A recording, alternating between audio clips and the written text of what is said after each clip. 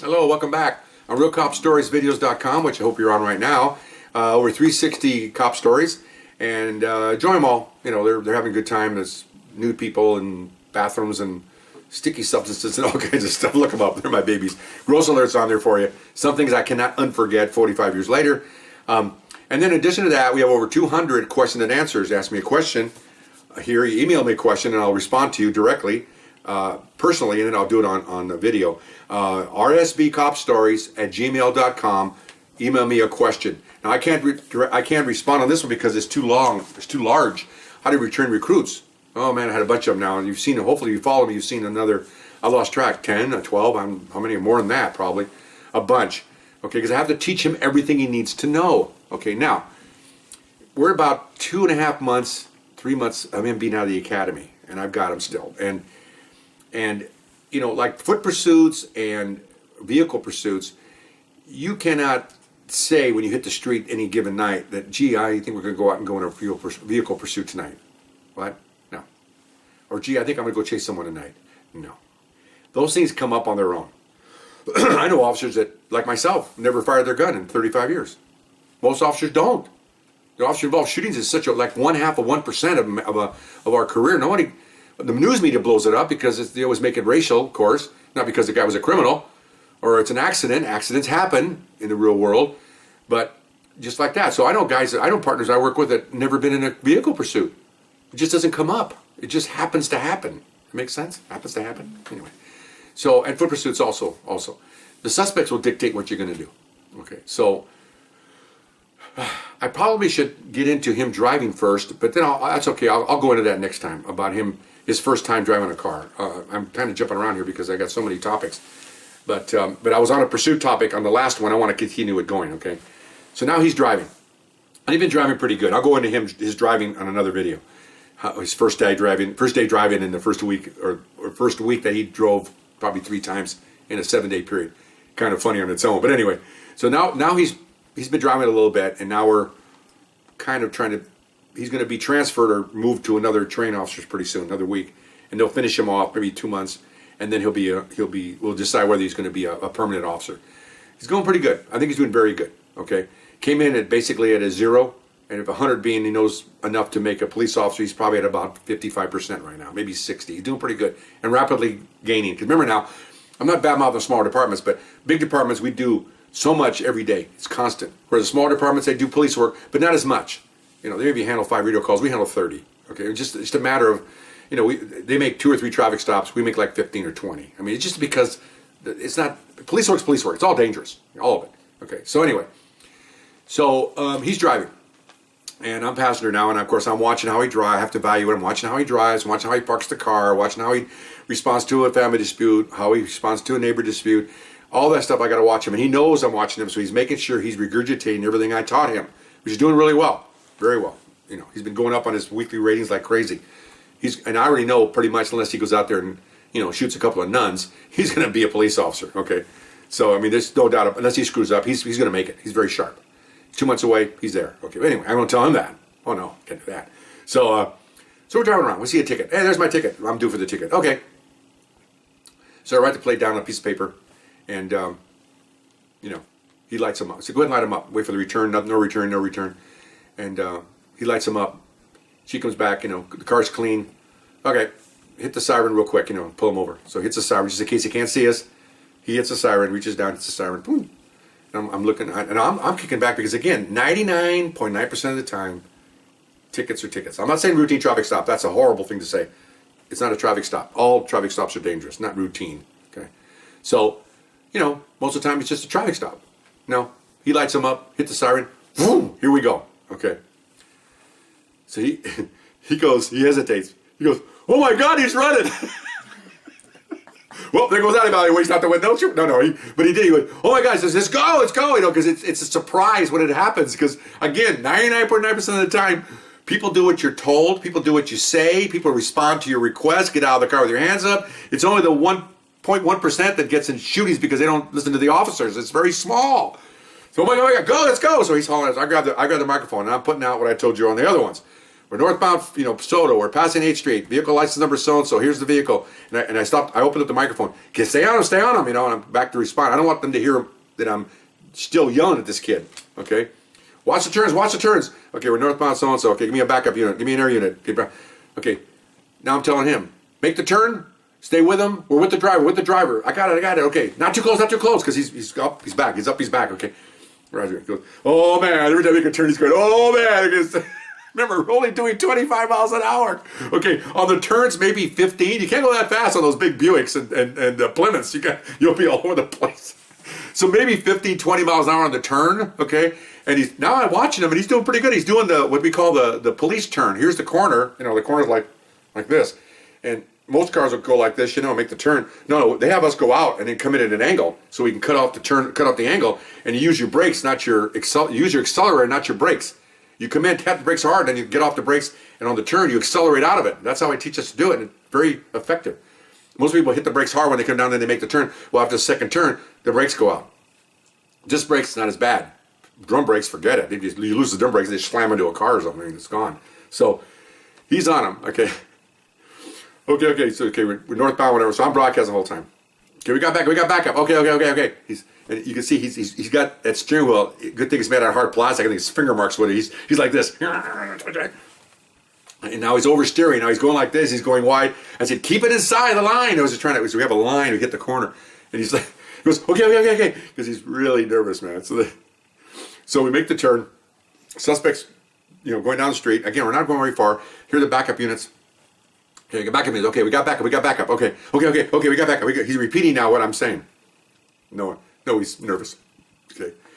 All right. So if he bails, I'm after the driver. I'm after the driver. Okay. Cover me. Follow me in the car. Follow me in the car if I go in foot pursuit. Okay. Okay. So I'm going to include this because I had foot pursuits earlier. I'm going to include this because it's part of it. Car pulls over. So one guy in the car. I thought there was two. One guy in the car. Pulls over, bounces off the curb.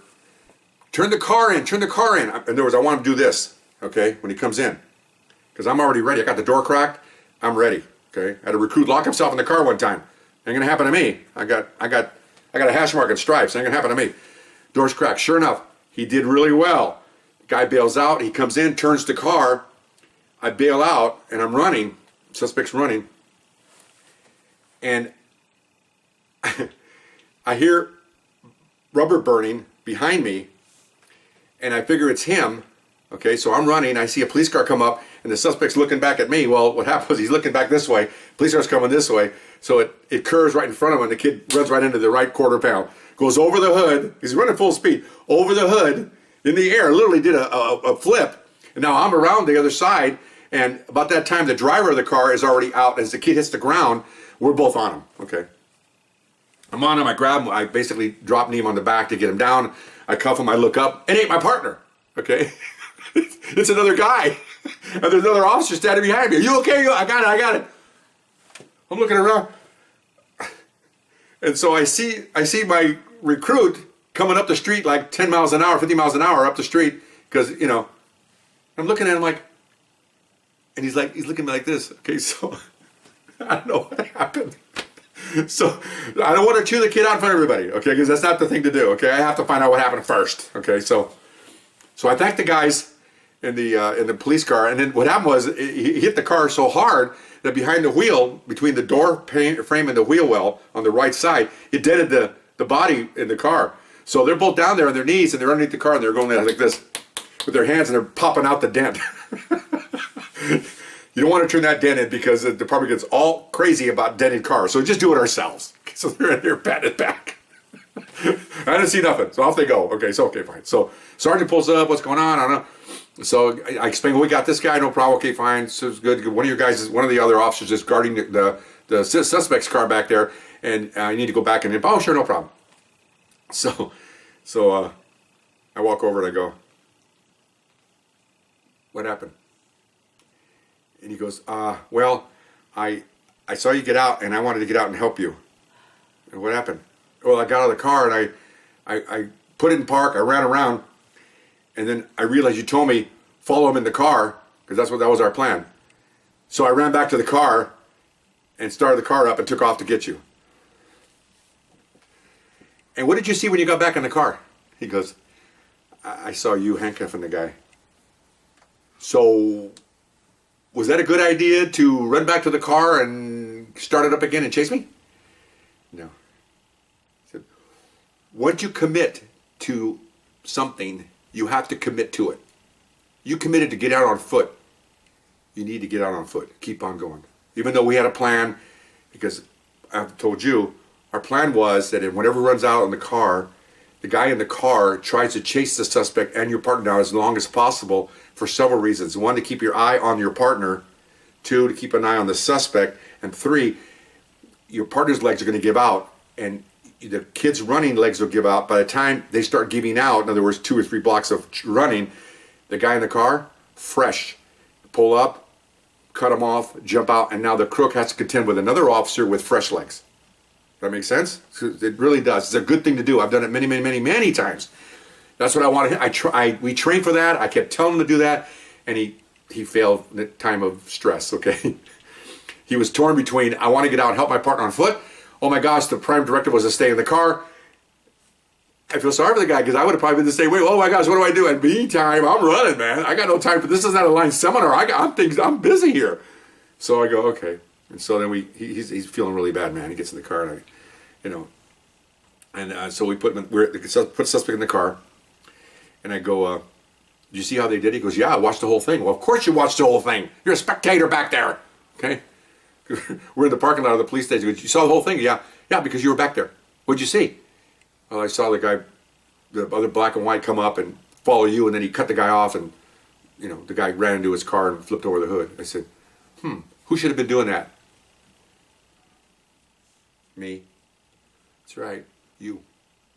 Did you ever lose sight of me? No, I never lost sight of you. I got to test him to see where his mind is. I said, did you ever lose sight of me? No, I didn't lose sight of you. I was running back and I saw it the whole time. I said, okay. You just have to make sure this doesn't ever happen again. You have to listen to your partner, especially a senior partner, how you're going to do something. You have to make sure you do it. Because under stress, you're going to go with what you've been trained to do and what's been banged into your head under stress. Because you get something strenuous as this, you usually go back to what you're used to, another prime directive, It's just like, I'm a golfer, just like the pros. You want to go down the stretch, head to head.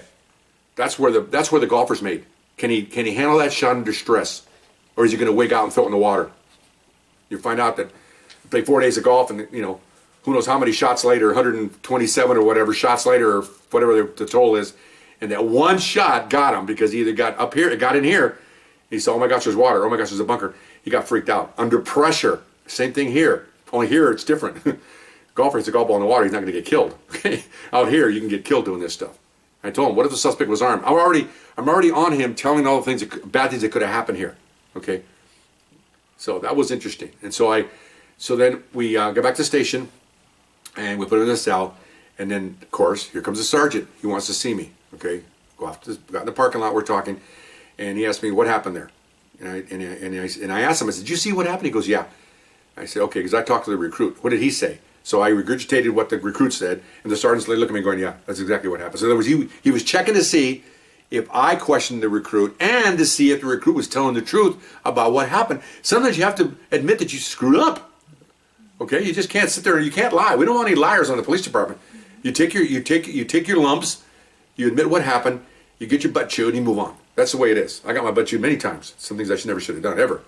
So you just suck it up. You just do it. You don't want liars. You don't want to go in there and tell a big lie. No. So he liked that. So I told me, okay, I'm going to talk to him. Ugh. So he briefly told him that you should be doing this and this and that, and you should have a plan. He said, I did have a plan, but I didn't execute the plan with my partner. You want to see where the kid's head was. So later on, when he came back, he says, I talked to your kid, and he's got it down. He's pretty good at it. I said, yeah, he's good. He's very good. He just had a brain fart. Okay, he just had something happened to him, and he wigged out. So you think it'll happen again? Oh, absolutely not. He felt so bad, I couldn't believe it. Next day, kid came to work. He said, I told my wife about that, and she says, how could you leave your partner? Even his wife was wondering what happened there. And he says, no, I know. And so I don't think it's going to happen again. Now when the wife starts giving him critical assessment on this, I don't think so. Anyway, so I'm out of time here. Hope you enjoyed this one. It was very interesting. And we'll see you next time. Bye-bye.